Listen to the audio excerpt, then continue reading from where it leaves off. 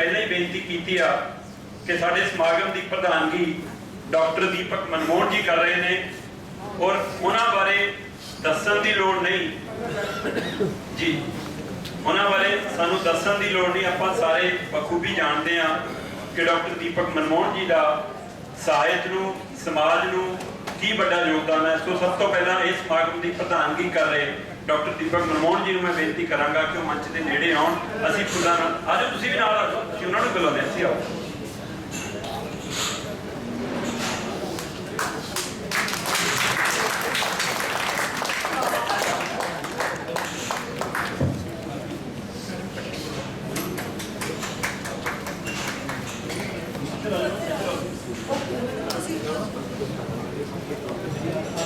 तो अज के समागम की प्रधानगी कर रहे डॉक्टर मनमोहन जी को जी आया आख रहे हैं।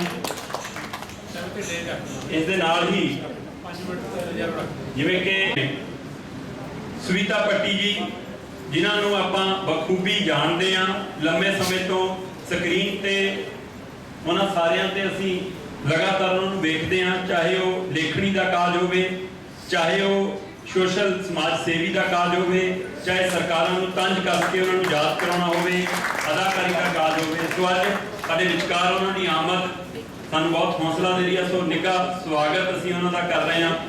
बहुत बहुत स्वागत जी कि तुसीं अज साडे लई इतना समा कढिया। सो साडे अज दे मुख मेहमान डॉक्टर सविता पट्टी जी, तो जी हाँ बहुत बहुत तुसीं इलाज कईयां दा करदे हो सो बहुत बहुत स्वागत। लो इस तो बाद इस समागम नरेंद्र कौर नसरीन होरी कहते कि मेरे गुरु भी ने, साहित्यक गुरु ने, तो इसलिए असीं उन्होंने भी जी आया कहने होया बेनती करांगे कि वह मंच से साडे प्रधानगी मंडल के नाल आ जाण।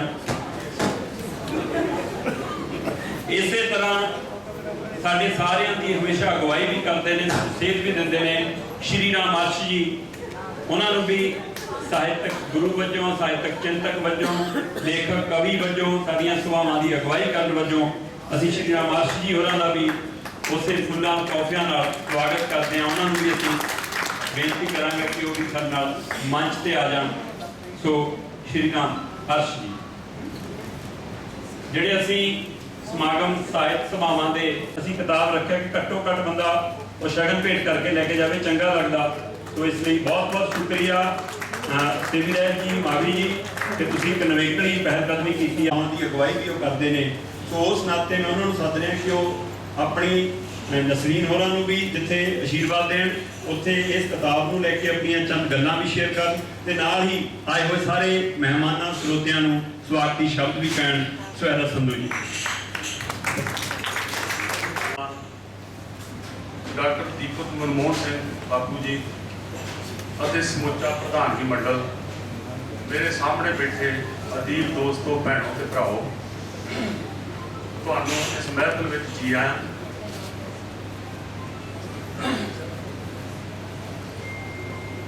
ਅੱਜ ਅਸੀਂ ਨਰਿੰਦਰ ਕੌਰ ਨਸਰੀਨ ਦੀ ਦੂਸਰੀ ਕਿਤਾਬ, ਪਹਿਲੀ ਕਵਿਤਾਵਾਂ ਦੀ ਕਿਤਾਬ ਸੀ ਇਹਨਾਂ ਲਫ਼ਜ਼ਾਂ ਦੇ ਹਮਸਫ਼ਰ ਬਾਰੇ ਗੱਲਬਾਤ ਕਰਨ ਲਈ, अपने विचार साझे करने इकट्ठे हुए हैं। बड़ा खूबसूरत ते भागा भरिया मौका कि असीं अपने साथी की लिखत बारे गल्लां बातां करांगे, अपनी सांझ की गल करांगे और इहदे विच जो कुछ उन्होंने अंकित किया लिखिया उहदे बारे गल करांगे। फिर इहनूं छापण की गल चली क्योंकि नरिंदर हुणे आप दिल्ली पढ़े आ, दिल्ली रहे अपने फादर साहब नाल उत्थे, ते भावें इन्हां दी पैदाइश इत्थों दी आ, पिंड इन्हां दा इत्थे नेड़े ही आ और ये उत्थे ज़्यादा समय इन्हां दी एजुकेशन उत्थे, फिर बाद च MCM कालेज विच भी पढ़े और ये जदों पंजाबी लिखते सी ते उहदे विच हिंदी दा बहुत ज़्यादा टच सी हिंदी दा, तां ओह फिर असीं बैठ के जदों उहदे प्रूफिंग उहदी कीती पढ़े ते उहदे विचों जिहड़ा हिंदी नुमा जिहड़ा वा उहनूं साफ किया, तो वो एक लंबे प्रोसैस के एक किताब तुहाडे सामने आई और कमाल इस गल दी आ कि इस कोशिश ਦੇ ਵਿੱਚ शायद ही कोई लेखक साथों रह गया। ਸਵਿਤਾ ਪੱਟੀ ਜੀ ਨੂੰ ਔਰ ਪ੍ਰਧਾਨਗੀ ਕਰ ਰਹੇ ਡਾਕਟਰ ਦੀਪਕ ਮਨਮੋਹਨ ਜੀ ਨੂੰ ਔਰ ਸਮੁੱਚੇ ਪ੍ਰਧਾਨਗੀ ਮੰਡਲ ਨੂੰ ਪਹਿਲਾਂ ਬੇਨਤੀ ਕਰਾਂਗਾ ਕਿ ਆਓ ਆਪਾਂ ਪਹਿਲਾਂ ਕਿਤਾਬ ਲੋਕ ਅਰਪਣ ਦੀ ਰਸਮ ਅਦਾ ਕਰੀਏ। ਜਸਲੀਨ ਜੀ ਆਓ। ਸੋ ਉਸ ਤੋਂ ਬਾਅਦ ਅਸੀਂ ਇੱਕ ਹੋਰ ਫੋਟੋ ਵੀ ਕਰਾਵਾਂਗੇ। ਸੋ ਸਭ ਤੋਂ ਪਹਿਲਾਂ ਮੇਰੀ ਬੇਨਤੀ ਆ ਕਿ ਕਿਤਾਬ ਲੋਕ ਅਰਪਣ ਦੀ ਰਸਮ ਅਦਾ ਕੀਤੀ ਜਾਵੇ।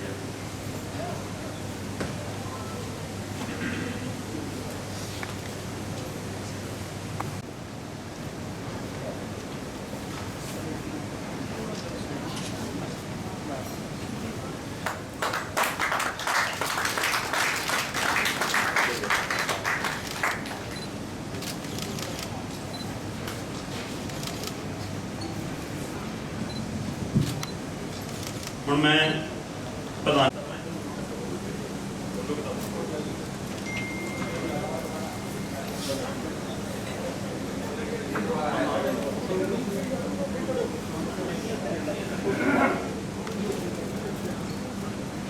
ਨਾਲ ਲੈ ਕਿਤਾਬ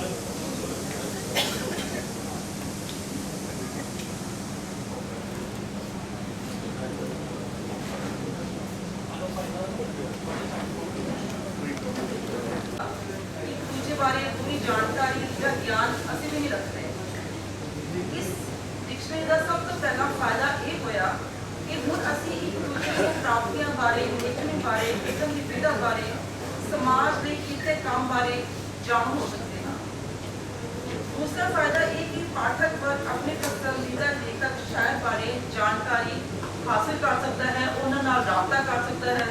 इस करके इस किताब को सिर्फ साडे आपस में सीमित नहीं होना चाहिए, ये पब्लिक में भी जानी चाहिए है ਤਾਂ ਜੋ ਕਿਸੇ ਨੇ अनुवाद का काम करवाना होवे वो इस विचों अनुवादक या अनुवादिका नाल संपर्क कर सके, ਜਾਂ ਕਿਸੇ ने समाज सेवकों की मदद लैनी होवे ਤਾਂ इस डायरेक्टरी राही लोड़वंद पहुंच कर सकन।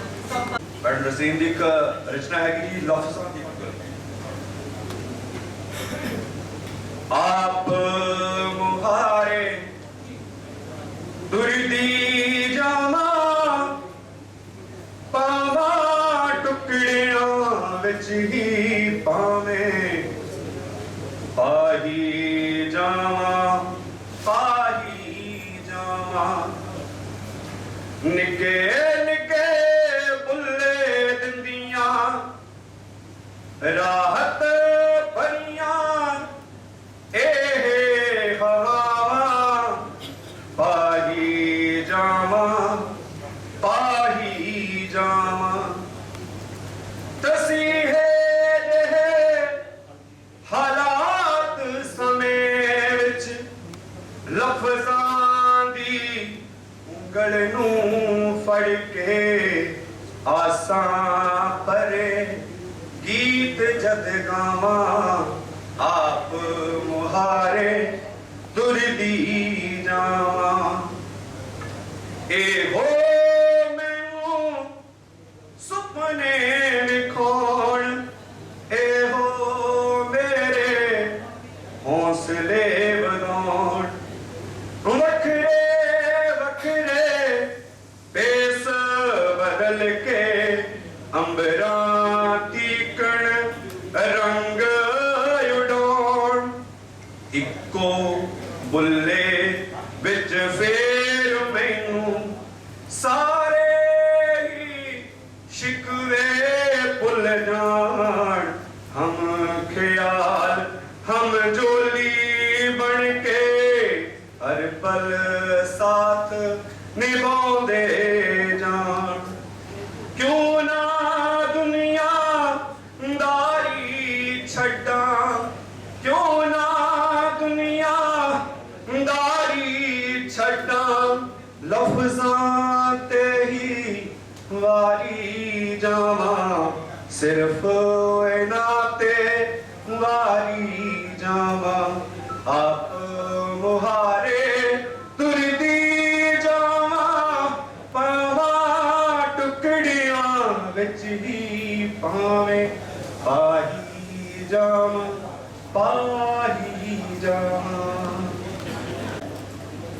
ते अज असीं सारे ही नरेंद्र नसरीन जी दी एक पुस्तक लफ्ज़ां दे हम सफर ਨੂੰ ਲੋਕ ਅਰਪਣ ਲਈ ਇਕੱਠੇ ਹੋਏ ਹਨ।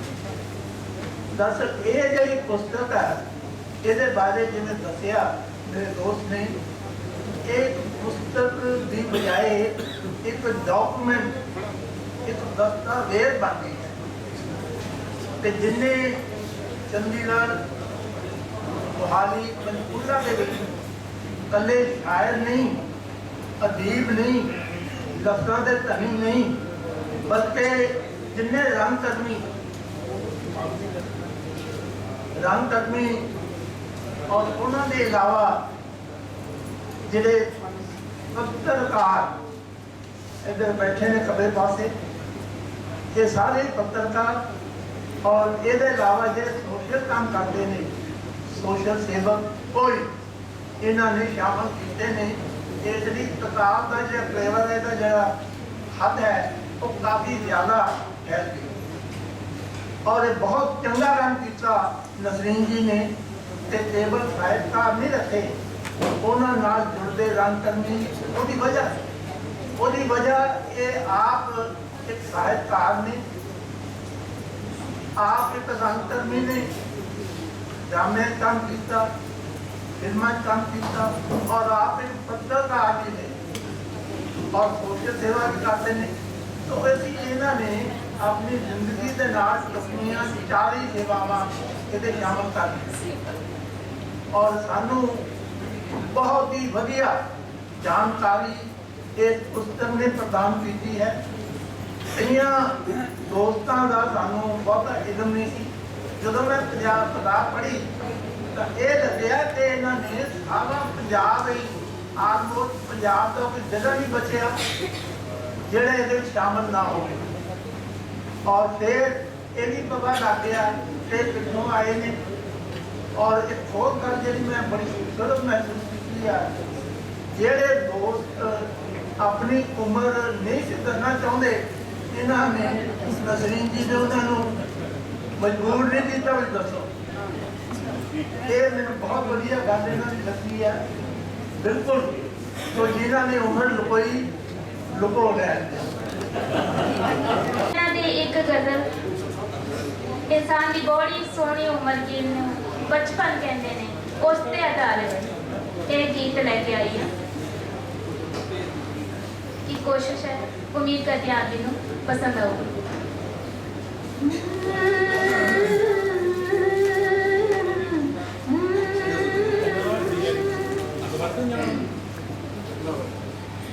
दहानी दिल दा सच्चा बसदा होवे जिस विच बच्चा, दहानी दिल दा सच्चा बसदा होवे जिस विच बच्चा, हर वेले ओ बोले पाविच, हर वेले ओ बोले पाविच, हर हालात ते हर राह विच, दहानी दिल दा सच्चा बसदा होवे जिस विच बच्चा। हो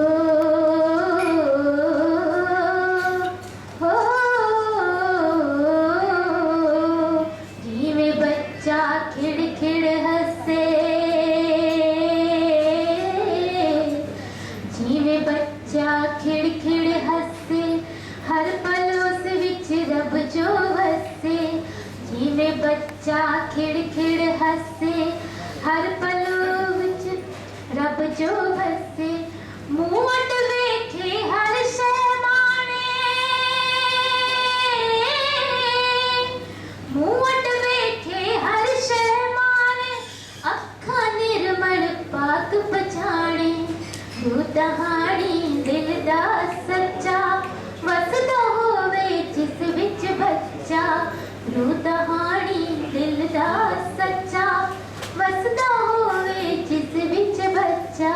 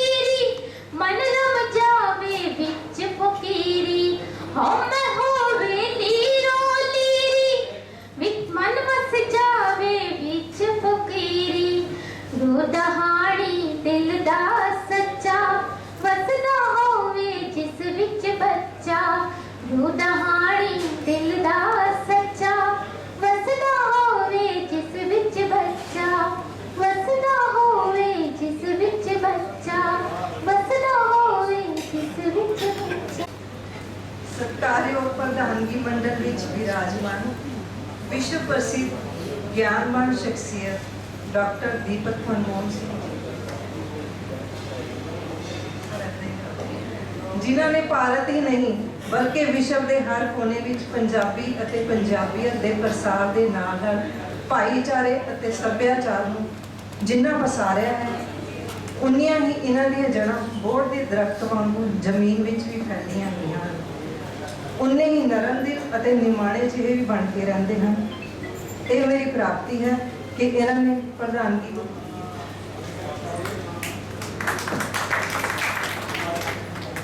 मैडम सविता भट्टी जी जिन्होंने हर पंजाबी उसे ही तरह खुशी ਅਤੇ उल्लास ਨਾਲ ਜਿੱਤਦਾ ਹੈ ਜਿਵੇਂ ਇਹਨਾਂ ਦਾ ਚਿਹਰਾ ਖਿੜਿਆ ਰਹਿੰਦਾ ਹੈ।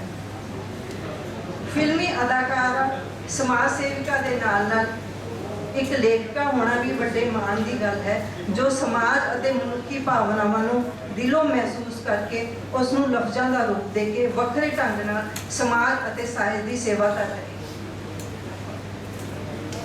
साड़ी श्रोमणी शायरा मैडम मनजीत इंदिरा जी बेशक इतने आ नहीं सके पर जिन्ने संवेदनशील वो अपनी लेखनी ਅਤੇ ਸੁਰੀਲੀ आवाज़ ਵਿੱਚ ਹਨ उन्ने ही वो इतने ना पुज के भी हाजिर रहन ਵਿੱਚ ਹਨ। उन्होंने मैंने कहा है कि मेरी वालों चाहे छोटी जी गलबात करवाई फोन राही करवा दी वो मैं करवावांगी।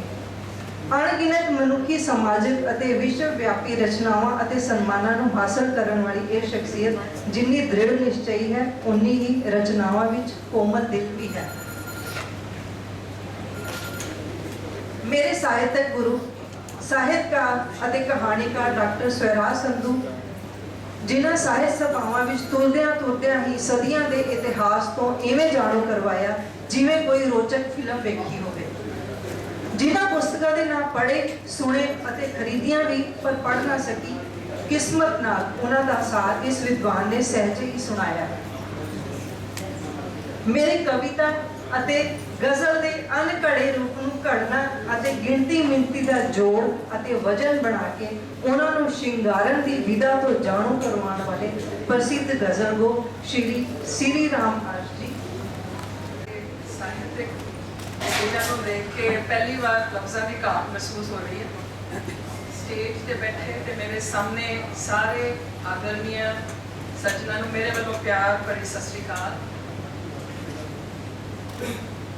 मैं शुक्रगुजार हाँ मैम का नसरीन जी का कि इन्ने पढ़े लिखे लोगों के बीच एक उल्टे पुल्टे बंदे को इतनी मान इज्जत देनी।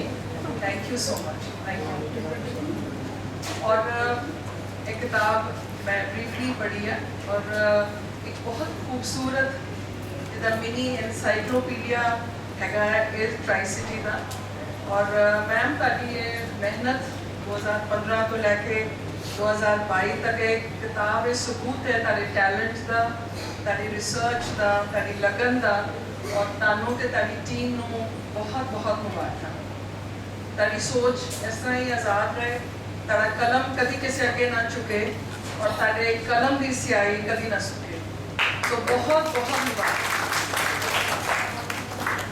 मैं स्पेशली विमेन अचीवर्स को देख के बहुत खुश होती हूँ। मैम तानू देख के तारी मैं अपने बारे जो लिखा है और सुनिया भी है कि इहो जी मल्टी फैसेटेड पर्सनैलिटी को वेख के not only a teacher, a writer, entrepreneur, traveler, तुसी की कुछ इन्हां दे और बहुत खुशी होती है क्योंकि साडी जनरेशन च औरतां नूं यही सिखाया गया कि कुड़ियां नूं यही सिखाया गया कि ब्याह करो ते घर बसाओ और उस घर की जिम्मेवारियां तो उठ के जे अगर कोई औरत अपने आप नूं, अपने हुनर नूं, अपनी काबिलियत नूं तराश सकी है तो बहुत ही काबिल तारीफ है। एंड ये मौका दिया है कि आपके समक्ष ऐसे खड़े रहकर आपसे अपनी भावनाएं शेयर कर पा रही हूँ। मैं कविता कर्मकार असम से आई हुई हूँ। अपने बारे में बहुत ज़्यादा नहीं कहना अच्छा नहीं लगता है लेकिन मुझे इस बात पर बहुत ज़्यादा खुशी हो रही है कि मैं पंजाबी साहित्य और असमिया साहित्य के बीच एक ब्रिज बनने की कोशिश कर रही हूँ। अनुवाद का काम मैंने कई सारे पाश, लाल सिंह दिल और ऐसे कई कवियों को मैं असमिया में अनुवाद कर रही हूँ। और इसी सिलसिले में मैं यहाँ अभी चंडीगढ़ में हूँ। मुझे बहुत अच्छा लग रहा है कि इस शुभ अवसर पर मुझे भी ऐसे आप सभी के समक्ष रूबरू होने का मौका दिया। सबसे पहले मैडम को बहुत बहुत शुभकामनाएं। आपकी किताब लोग बहुत सारे लोगों तक पहुँचे, सराहे और आपकी नेक्स्ट किताब की जो विमोचन हो तब भी मैं यहाँ उपस्थित रह पाऊँ, ये की आशा करती हूँ। मुझे कविताएं पढ़ने के लिए बोला गया है।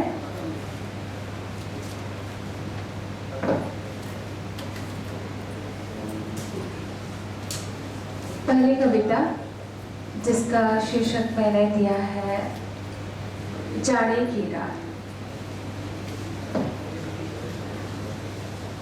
जाड़े की रात, जाड़े की रात हमारे छोटे छोटे घरों में वे आग लगाते हैं।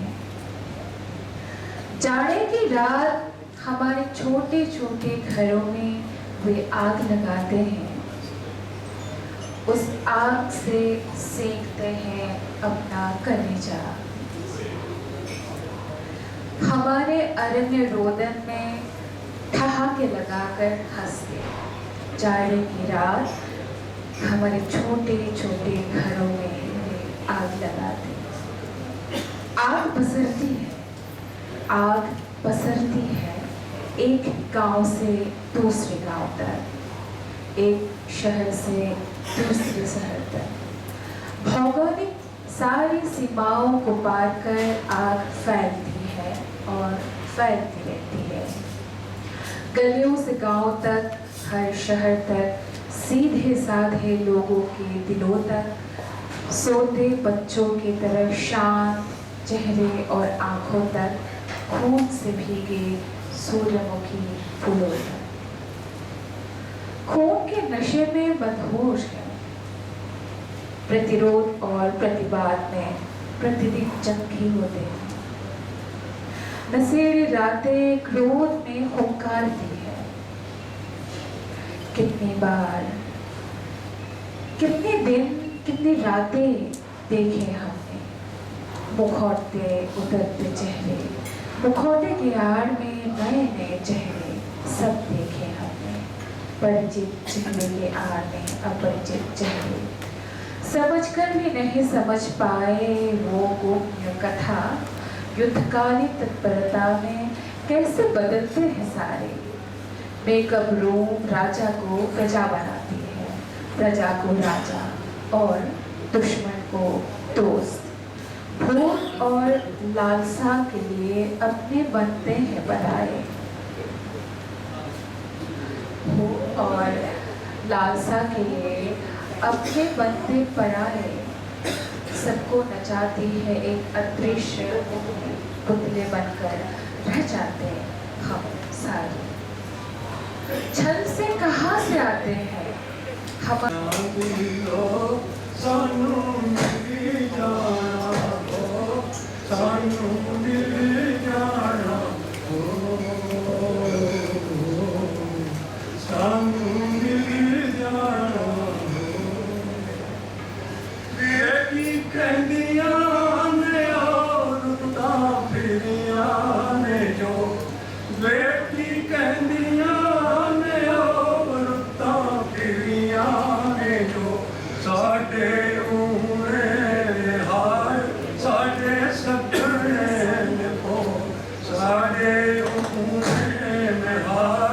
साढ़े